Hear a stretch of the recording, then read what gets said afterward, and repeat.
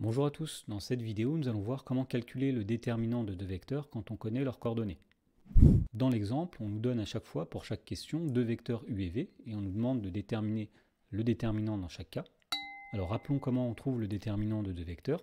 Eh bien, dans un repère OIJ, si on a un vecteur u qui a pour coordonnées xy et un vecteur v qui a pour coordonnées xy', eh bien le déterminant de u et de v, c'est le nombre qu'on note det u, v, qui est égal à x fois y' moins x' fois y.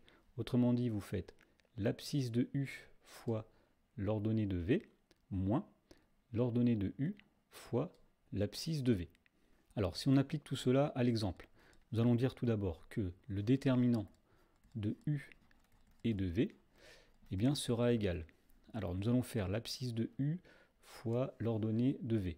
5 fois moins 4 moins l'ordonnée de u fois l'abscisse de v. 3 fois 3, c'est-à-dire moins 20 moins 9, autrement dit, moins 29.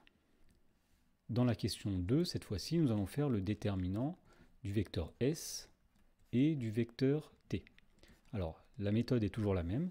Nous allons faire l'abscisse de s fois l'ordonnée de t, autrement dit 7 fois moins 3 sur 7, moins l'ordonnée de s fois l'abscisse de t, donc moins 2 fois 1.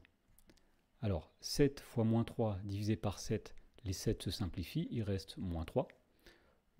Alors moins 2 fois 1, moins 2, donc moins 2.